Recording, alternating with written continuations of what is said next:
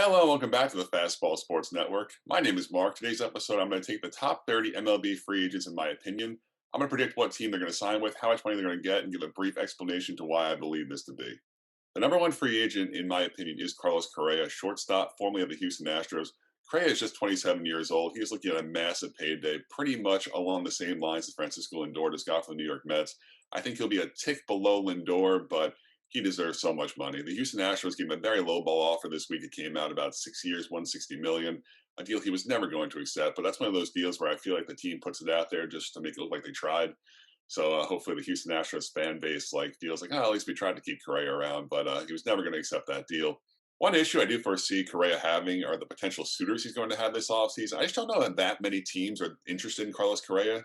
He's a great talent, that's undeniable. But in 2017, with the whole Astros scandal, Correa was one of the more outspoken players where he didn't really apologize for their actions. He kind of just said, yeah, what about it? Which is definitely a bold approach. I'm not sure I would have went that direction, but I feel like he rubbed a lot of people the wrong way. I'm sure he'll have like three, four teams in there, but a player of his stature at his age should have 10, 15 teams in. I just don't foresee that happening with Correa. So now for the prediction. I think Carlos Correa is going back with his former manager, AJ Hinch, in Detroit. I think he's going to sign a 10-year, $320 million deal, which will make him the Tigers' shortstop and cornerstone player for the next decade. I think this connection makes a lot of sense far beyond just AJ Hinch. I think the Tigers are in a pretty good position right now with a strong farm system, a good amount of MLB players that are on the younger side that look like they can really be something, and a weak division in the AL Central. They can really take this and run with it. I don't know how aggressive they'll be. The owner is known for spending big. He's done it before with David Price, Miguel Cabrera, Justin Verlander, Victor Martinez, Prince Fielder. It's been a while. The Tigers have been definitely in a rebuild, which it looks like they're kind of on the other side now with guys like Candelario, Akil Baddoo. Torkelson is coming up soon, Casey Mize. They have a lot of strong, young MLB ready players. And I think now is the time. I think you invest in Carlos Correa. You're getting a three hitter that's going to hit 270, 280, 25, 30 home runs every year for the foreseeable future, play great defense. And he's a leader. Like, say what you want about him, but you watch him, and he led that Houston Astros team. He was right there with Altuve. They were always talking to the players. And I think he's a really, really solid player. I think he can help the Detroit Tigers reclaim the AL Central. My number two free agent is also a shortstop in Corey Seager, 27 years old, formerly of the Los Angeles Dodgers. This is pretty interesting to me because I feel like initially when Corey came up, he took the league by storm. He was great. He won Rookie of the Year. I feel like he just kind of felt like a Dodger for life type of guy. Great bat, great player, homegrown. And I think things have gone a little bit off the wire with him. You know, he got hurt a few times. They traded for Trey Turner this year, which it didn't really matter in the grand scheme of things. Trey Turner played second base. I feel like the internal industry belief was that Trey will move over to short when Corey walks at the end of the year. He doesn't have to leave. They could, of course, keep Trey on second, deal with that next year when Trey hits free agency. But to me, I feel like the writing is on the wall. I think Corey Seager is done with the Dodgers. And it might be a little crazy, but I think Corey Seager is going to go to the LA Angels. I don't know if it's the best fit because the Angels don't really run the best system, in my opinion. I feel like they've needed pitching forever. They kind of just keep investing in bats. But he's obviously a big name, great talent. He can bat third, bat second, whatever they want to do with Trout, Otani, Anthony Rendon. That is a star-studded infield. Like I said, they have to invest in pitching, but they just seem to not. They seem to just keep going with the bats. So I think Corey Seager is going to stay in Los Angeles. I think he's going to look at an 8-year, $224 million deal with the Angels. Obviously, a lot less than Carlos Correa I projected. I just feel like Correa probably doesn't have more skill. I think Corey Seager might even be a better player, but Correa has the pedigree. He's on the field more, in my opinion. Corey Seager's had the injuries, he had the Tommy John, the other problems. So I'm looking at 8 years, 224 with the LA Angels for Corey Seager. My number three free agent is Chris Bryant, 30 years old. He spent last year with the Cubs and with the Giants. He was traded midseason. Chris Bryant is very interesting because he looked like he was going to be a top five player in baseball for the foreseeable future when he first came up. He was great, won MVP shortly after that, after winning Rookie of the Year. And then he kind of fell off a little bit. He had some injuries. I feel like he always has some type of nagging injuries, always day to day or something. And the last few seasons, his performances have really varied. You're seeing some 260, 20, 25 homer years, which is just not the Chris Bryant we thought we were getting when we first saw him come onto the scene. He initially was like a 260, 270 guy. He brought that average way up, and now he's kind of going back down to 260. I will say the walks are consistent. He always has a high OBP. The power isn't. The average isn't. He provides great versatility, being able to play third base, first base, and all three outfield spots. I think that's really going to help him and Boris in the free agent negotiations. I think he's a very interesting case where you could be getting a potential MVP here, or you could be getting a 250, 20 homer guy who gets a lot of money. And it's definitely a dangerous, interesting proposition for a guy who's about to get a massive deal. I think Chris Bryant is looking at a 7 year, $175 million deal with the New York Mets. I think the Mets make a lot of sense for him. The Mets have been seeking a right handed bat and a third baseman ever since David Wright retired. We're looking 3, 4 years ago. He provides great versatility, like I previously mentioned. They have guys coming up like Brett Beatty, Ronnie Mauricio, top prospects who could potentially play third base. When that does happen, you can put Chris Bryant in the corner outfield spot where he's very athletic. He's very solid out there. I think he should age pretty well, in my opinion. Obviously, you don't know about that stuff until it actually happens, but he's an athletic body. You feel like he can definitely hold it down in left field or right field as he gets older, as he goes into his 30s. So I feel pretty good about that. And I think it just makes a lot of sense. I think the Mets will be getting a guy that can bat 2 or 3. You hope he hits 260, 25 home runs every year with high OBP, great defense. And that's the way I see it. I see Chris Bryant getting a 7 year, $175 million pack with the New York Mets. My number 4 free agent is Max Scherzer, the first starting pitcher off the board. He's 37 years old, which makes things a little dicey, a little interesting. Also, he said pretty much publicly he doesn't want to go to New York, the Mets or the Yankees. I know they were both semi interested in him at the deadline. So that definitely takes off 2 big markets right off his board. It feels like he's going to stay in LA. I think the Dodgers traded a lot to get him. Keibert Ruiz being the main guy, the catcher. So I feel like they'll find a way to keep him around. He's 37 years old, which definitely makes things interesting. I feel like you can't go long term with a guy at 37. He wasn't available for the Dodgers in the NLDS game because he had some type of injury. I think he had some type of dead arm. It feels like he is breaking down to some degree, but he is still performing at such a high level. So I'm going to say Max Scherzer stays with the LA Dodgers at 2 years, $56 million.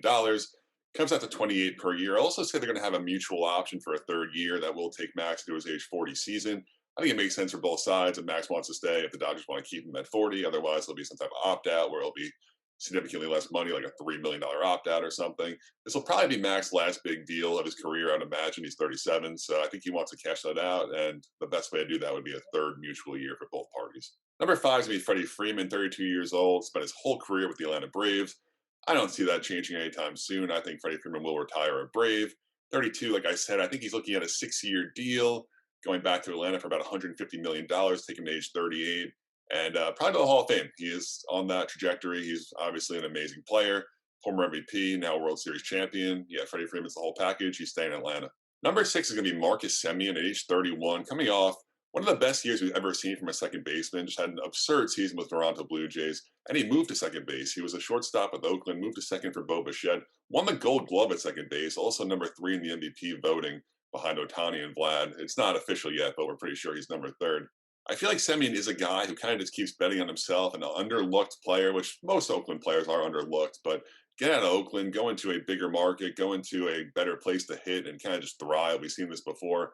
Josh Donaldson is the first one to come to mind, of course, just because of the Oakland Toronto connection. But I think Semien's a really, really solid player. And I think that the Toronto Blue Jays are going to find a way to keep him around. I feel like they have to. After you have a year like that, it just seemed to click. He got along well with that infield. He saw him a lot with Vlad and Bichette. It worked out really well for all parties.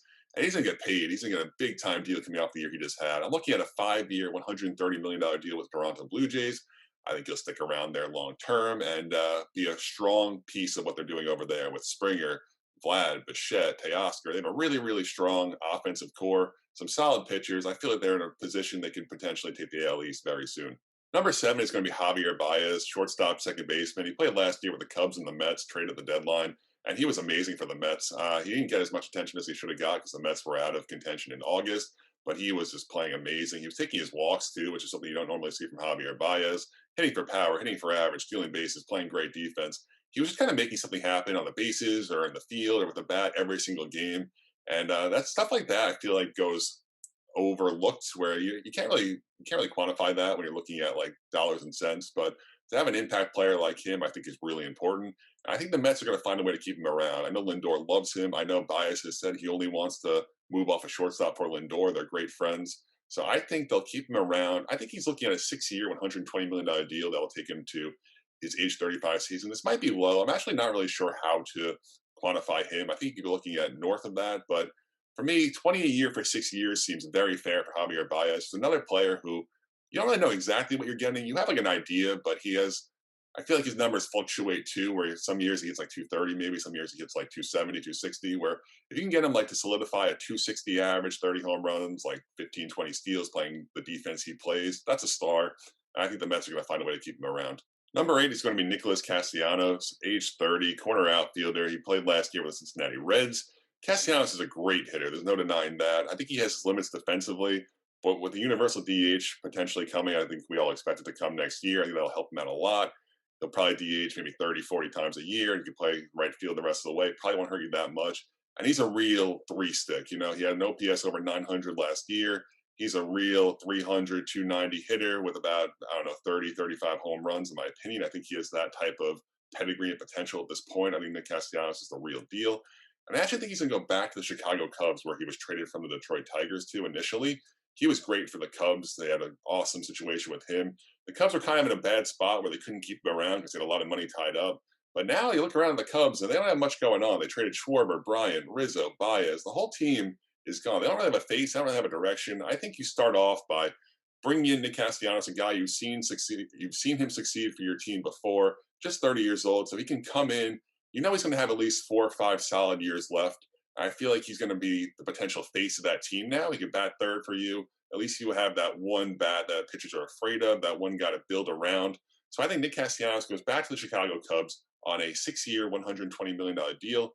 I think he might get a little bit more money just because of how good of a hitter he is. But like I said, he does have his limits defensively. So I'm going to say 6-120 to the Chicago Cubs for Nick Castellanos. Number 9 is going to be Trevor Story at age 28 years old. Another shortstop, a very, very strong shortstop free agent market this year. Trevor Story is a really, really tough player to judge. Like so many other players who played in Colorado, his home road splits are very, very poor. Obviously, much better at home in Denver and Coors Field.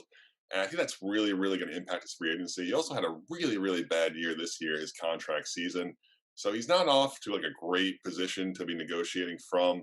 I think, in my opinion, he's looking at a short-term deal with opt-outs. So what I have him doing is I have him going to the New York Yankees to be their shortstop for a 3-year, $60 million deal with an opt-out after year 1 and year 2. So that way he at least has some type of protection. It's not a bad deal for the Yankees because it's only a 3-year deal. So if he does underperform, say he hits 240 like 20 home runs, which is kind of what he projects to be outside of Coors Field, what some people project him to be at least, it's not going to kill them. He's still a really good defender. He runs the bases well and he has power. So I think a 3-year, $60 million deal with the Yankees with an opt out after year 1 and year 2 makes sense for both sides. Number 10 is going to be Robbie Ray, starting pitcher, age 30. He spent last year with Toronto Blue Jays. Robbie Ray is probably going to win the Cy Young Award this year. It has not been announced yet. It's going to be him or Garrett Cole. I think his numbers are better. It's probably going to be him. The thing about Robbie Ray, which is kind of interesting, is he was pretty close to out of baseball at one point. He's a high strikeout guy. He used to have a big walk problem. He seemed to fix that last year. It's just one of those things where how can you trust him? How can you really give him that massive deal and believe that you're getting the same Robbie Ray you got last season? And I don't think you can really do that. I think he's one of the more risky guys on the market, but just because of his upside and his talent, I think he will, and the Cy Young Award that he's about to win, he will get a massive deal. I'm looking at the Phillies. I think the Phillies kind of throw their money around a little recklessly. I think this is a reckless idea. You pair him up with Aaron Nola exactly at the top. If he is good, then you have one of the best rotations in all of baseball. It is a big if. But I think he'll get a 4-year deal, maybe a 5, but I'm thinking a 4-year, $100 million deal with the Phillies.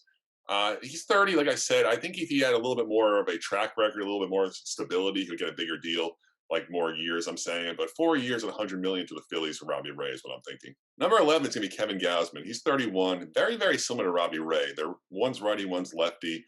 Both were borderline out of baseball before they kind of just figured it out these last few years and became really, really solid. Kevin Gausman had a really solid year for the Giants this year. He wasn't great in the second half. He was awesome in the first half. He definitely fell off a little bit in the second half, but he's got the fastball splitter, throws in the upper 90s. Really, really solid pitcher. But again, you just don't know how much you can actually trust Kevin Gausman. You can get the 6 ERA Kevin Gausman or the 2 ERA Kevin Gausman and anything in between. So for that, I'm definitely concerned, just like I am with Robbie Ray. I think he's going to go to the San Diego Padres. I think he'll stay out west. I think it makes sense. The Padres have a interesting team. I don't know if they're good. They have a lot of questions in that rotation with you Darvish getting up there in age. Also, the performance definitely fell off once the spider attack got cracked down on. He was one of those guys that you could always see like touching his hat or something. Chris Paddock's really not that good. Blake Snell's had some injury issues. The Nelson the Mets always hurt. They have a lot of question marks in that Padres rotation. So I think Kevin Gausman fits in really well.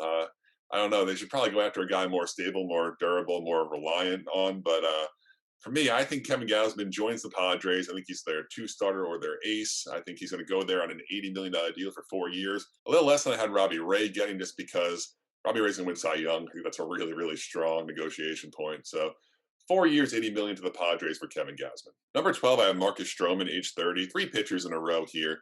Stroman has the highest floor of these three players. I think you know what you're getting with Marcus Stroman. You're getting a three starter who's going to have a mid threes ERAs and keep you in games and give you some innings. He's definitely durable. He definitely helps.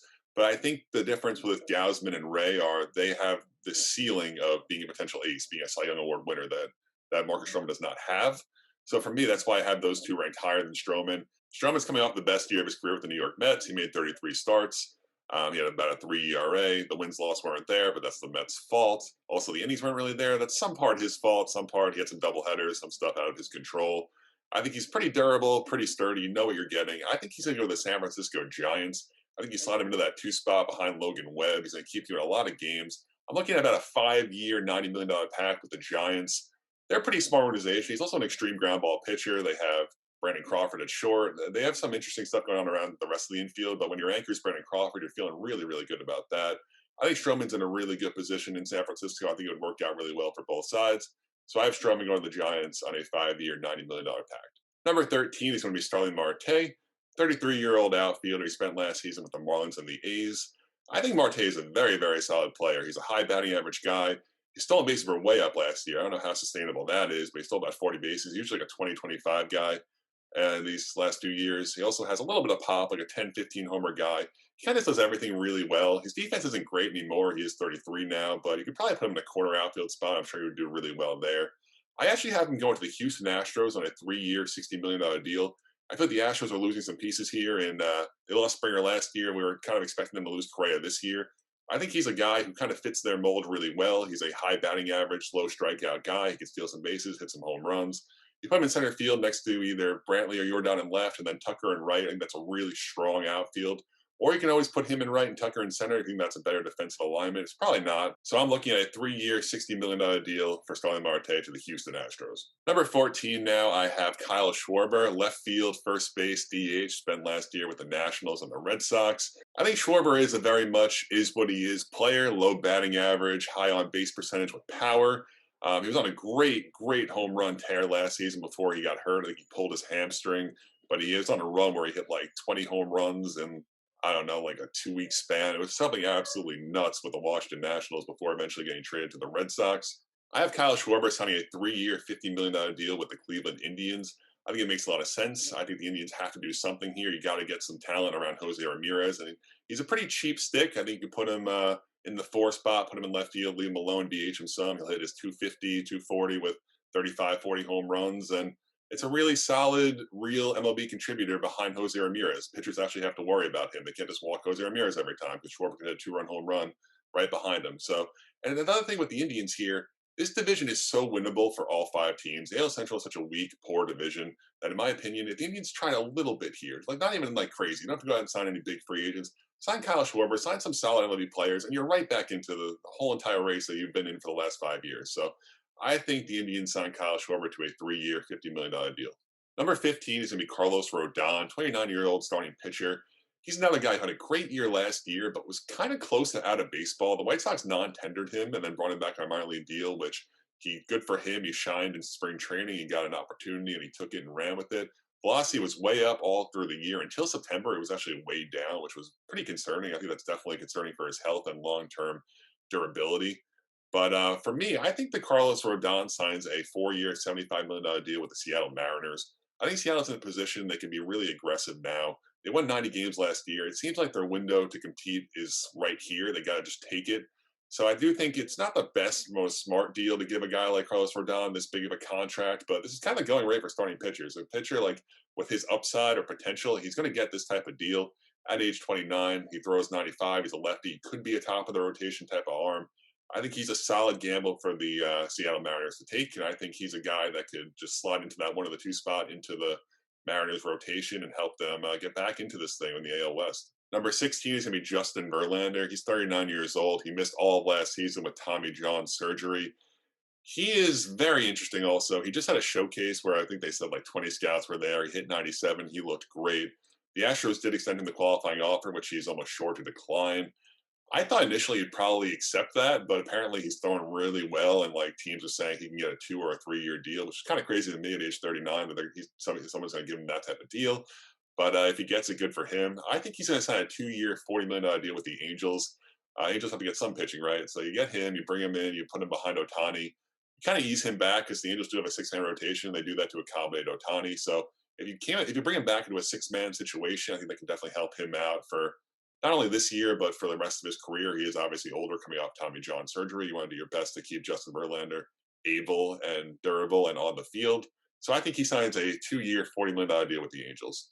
Number 17 is going to be Clayton Kershaw. He's age 34, starting pitcher. Similar situation as Justin. He did pitch last year, like Justin did not. He had about 120 innings, multiple injuries. Now, we're at a point with Kershaw where he's had multiple injuries over the course of every year for the past 4 or 5 seasons. It's definitely becoming a thing. And surprisingly enough, the Dodgers opted to not offer him a qualifying offer. So the Dodgers were afraid he was going to accept a 1 year, $18 million offer. I think that's very, very telling that they were afraid of that. I do believe he stays. I can't see him leaving the Dodgers. I think he'll stick around for about a 3 year, $50 million deal. That way he's protected. The Dodgers keep their legend, their icon, because that's what Clayton is. And I think both sides will be happy. But I can see Kershaw being a little deterred by this. Like, that's kind of disrespectful not giving him that qualifying offer. At the end of the day, I do see him going back on a 3 year, $50 million deal. Number 18, I have Michael Conforto, 29-year-old outfielder. He spent his whole career with the New York Mets. I think Conforto is in a very interesting spot, in my opinion. He had a great shortened season, and he had a really, really bad last year and the full year going into his contract season. He already declined the qualifying offer from the Mets. I thought he was in a situation where he should potentially accept the qualifying offer, build his value back up to where it usually is, and then cash out at age 30. But him and Boris opted not to do that, of course. There's always so much risk when you bet on yourself, so they opted not to do that. I do think his time with the Mets is up. It kind of just feels that way. I think he's going to go to Seattle, in my opinion. I think Seattle, like I said about Rodon, they're in a position to be very aggressive. He's a legitimate bat that they can put into that lineup with guys like Ty France and Mitch Haniger. You kind of just slide him in there. You know what you're getting, like a 260 hitter. You're going to hit around 25, 30 home runs. Professional approach. He walks a lot. Really solid corner outfield defensively. Conforto's a good player. I think he's looking at a 5 year, $100 million deal with the Seattle Mariners. Number 19, I have Brandon Belt, age 33, first baseman. He spent his whole career with the Giants. I don't see that ending, folks. I think he's going to sign a 2 year, $30 million deal to stick around in San Francisco. Take him to his age 35 season. He's a solid first baseman for them. He always has a really good OBP, really good OPS. He just has to stay on the field. He has really bad durability issues, but I think Brandon Belt does stick around in San Francisco. Number 20, I have Chris Taylor, outfielder, infielder. He kind of plays every position. Age 31 with the Los Angeles Dodgers formerly last year. He was also in the Seattle Mariners organization way back when, but he's kind of one of those guys where the Dodgers brought in, fixed their swing, did the whole launch angle thing, and kind of became a star. He was an all-star last year. He's just like a really, really solid player. I think his versatility really, really helps him, especially being valued like this. He runs well. He hits home runs. He had a 3 homer game in the playoffs this year.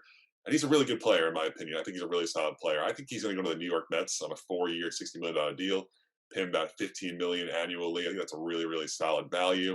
I think he can slide right into the Mets center field job. He can also play second base for them, shortstop, third base. He can just move around the diamond, whatever they want to give Lindor a day, or if they bring Javi back, whatever they want to do. If they don't bring Javi back, he can play second for them. There's a lot of possibilities and options for him. And the Mets have been really weak against lefties, so I think you bring another righty there. It's going to be a really, really solid get.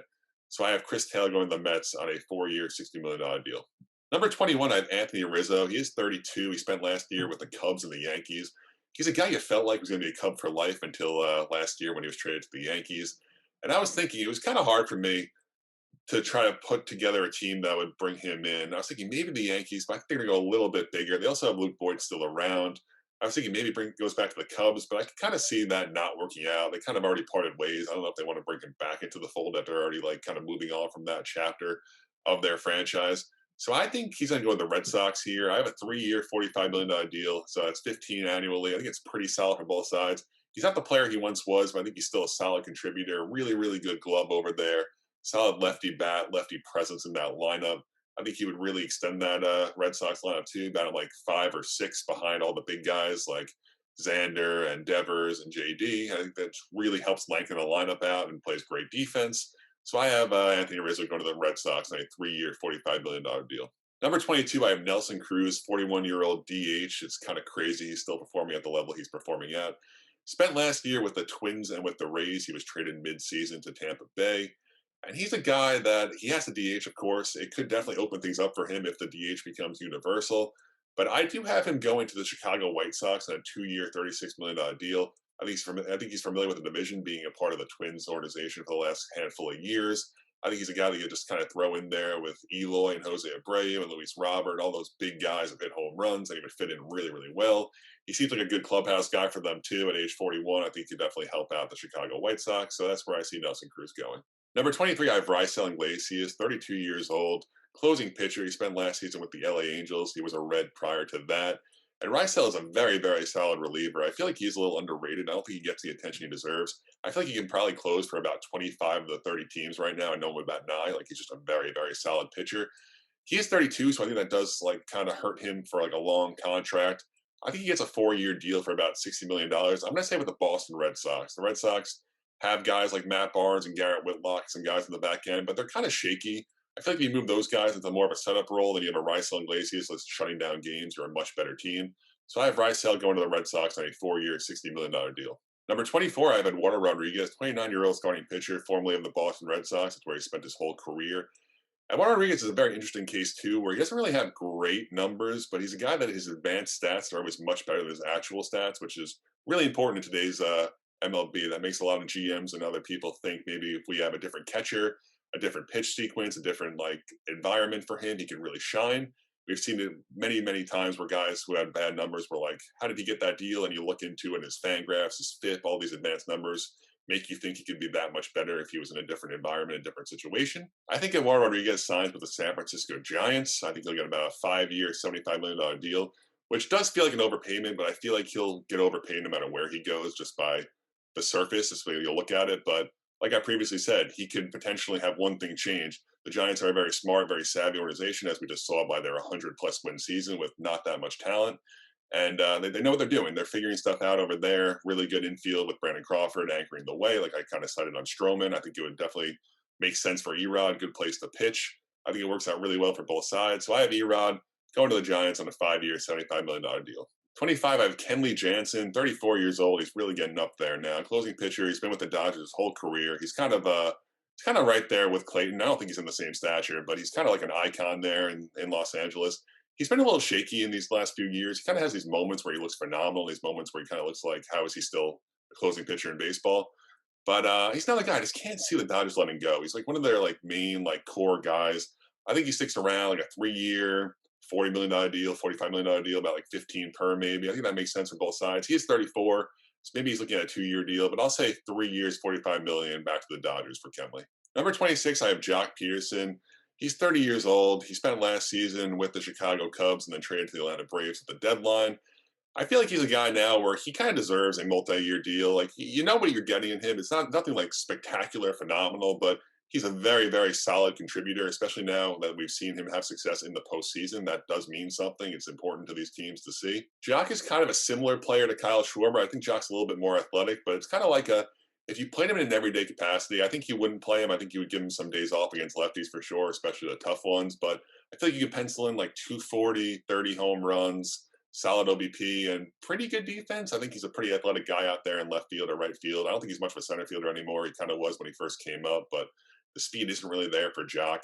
I have Jock Peterson getting a 3-year, $40 million deal with the New York Yankees. I think it makes a lot of sense for both sides. Obviously, naturally, you think the short porch for the lefty. Yankees have had a hard time balancing out their lineup. It's been very righty heavy for the better part of the last 5 seasons, with the exception of Didi Gregorius and now Joey Gallo, who's not really a great hitter. He's just kind of a lefty. That's kind of his appeal. So I think you bring in a guy like Jock Peterson, you're going to just kind of accept that he's going to hit 250. You'll sit him against lefties. You can kind of do some platoon situations there, put him in the best situation to succeed. And he's a legitimate lefty threat in the lineup. You can play him 4 or 5 days a week. It just kind of works out. And it's not like a crazy amount of money. 3 years at $40 million. I think that's very fair for both sides. So I have Jock going to the Yankees on a 3-year, $40 million deal. At number 27, we have Eddie Rosario, age 30. He spent last year with the Cleveland Indians playing terribly. He was traded over to the Atlanta Braves for Pablo Sandoval and went absolutely crazy for them, especially in the postseason. I don't want to say he single-handedly won the World Series, but he was definitely the main reason why they got there and won it. Eddie Rosario just absolutely went nuts, and I think he'll get him paid. I don't know if he'll get like a crazy deal. Eddie Rosario was a really solid player for the Minnesota Twins, and he kind of fell off at the end. Didn't really get tendered a contract from the Twins, and then The Indians picked him up. I thought it was a nice little buy low deal. He wasn't good for them either. So I was thinking, all right, maybe Eddie Rosario's just not that good anymore. But then he had this resurgence of sorts with the Braves. I have a 1 year, $12 million deal with the Angels for Eddie Rosario. I think if he goes out to the Angels, he can play left field for them with Trout. Justin Upton's still there, but he's not really what he was, and he gets hurt a lot. So I think you put him out there, he kind of just extends that lineup even some more. And if he has a nice year, he can kind of go back into the market next year at age 31 and get a nice 4 year, 5 year deal if he really shows what kind of player he is. I don't really know what kind of player he is. I don't think he knows what kind of player he is. So I have a 1 year, $12 million like show me deal with the Angels. And at 28, we have the trifecta. We have Jorge Soler. I did the three Brave acquisitions, one, two, three. They're all actually 30, which I didn't know about. Jorge Soler, 30 years old. He has a home run title in his career. He spent last year with the Kansas City Royals and then traded to the Atlanta Braves. Another player where he was just awful for the team he was on, traded over to the Braves. He kind of turned up. I think he was in 180 with the Royals and hit like 270 with the Braves. Really, really great for them. Had the big home run in the World Series decisive game off Luis Garcia of the Astros. I have him taking a 1 year, $10 million deal with the Tigers. I think the Tigers can bring him in, help extend that lineup. He can DH some, play some corner outfield. I don't think he's terrible out there. He's definitely like some form of liability, but I think he's fine enough where you can kind of play him out there maybe 50, 60, 70 games a year, DH him the rest, put Miguel at first. You can move some stuff around. He's a real threat, real home run guy who knows that division well. He's obviously played with the Royals his whole career. I think the Tigers bring him in, bat him 4 or 5 the whole year, and just bring in another solid MLB player along with the core they already have to just further the Tiger team. Number 29, we have Eduardo Escobar, age 33. He spent last year with the Arizona Diamondbacks, traded to the Milwaukee Brewers. He didn't have the best year, but I think he's a pretty solid, underrated bat. I feel like he's a really good contributor to hit like 20, 25 home runs, 30 doubles, have a decent average. He's a really good run producer, in my opinion. I actually think he has a reunion here. I think he goes back to the Minnesota Twins on a 2 year, $20 million deal. He's 33, so I think it is fair for both sides. 2 years, $20 million is not much for either party. Obviously, it's good enough for an Eduardo Escobar, who I don't really know what type of deal he's looking for here at 33, coming off a really bad year. But I think he goes back to Minnesota where he performed, where he did well, and he can kind of try to re-click and re-get back that magic he had as a Twin. All right, our number 30 and final free agent on this list will be Mark Canha. 33 years old. He's played for the Oakland A's his whole career. A little bit of a late bloomer. He kind of came onto the scene at like 28 years old, which is why he's hitting the market now at 33. I think he goes to the Milwaukee Brewers on a 3 year, $39 million deal. Connor's like a pretty solid, underrated player, like most Oakland A's are. He's a high OBP guy, a little bit of pop, good defender. He's just like a solid contributor. I don't know why. I see him as a Brewer. I feel like you just slide him in there. They lost Avisel Garcia. He opted out of his contract. I feel like you put him in there with Yelich and Lorenzo Cain. You put him in the corner there. And he'll be fine. He'll hit his like 260 with like a 380 on base, and he'll hit 20 home runs. And I don't know why. I see him as a Milwaukee Brewer, so that's where I'm setting Mark Canha. All right, that's going to be the end of my list. Those are my MLB free agent predictions. I'm definitely going to come back here at some point, go over my predictions, see how I did. It probably won't be too well, but this is a very, very difficult exercise to do. I think the money will probably be an okay. Like, I don't think I'll be that far off on the money I projected, but the teams are definitely going to be a little bit all over the place. If I can get like 10 of the 30 correct, I think that's really, really solid. But even that, it seems like a high number. But that's going to do it for me. Hopefully, you come back next episode. We'll probably have a WWE Survivor Series, either preview or post reaction video up next with me and Frank. So hopefully, everyone enjoys that. And thank you for watching.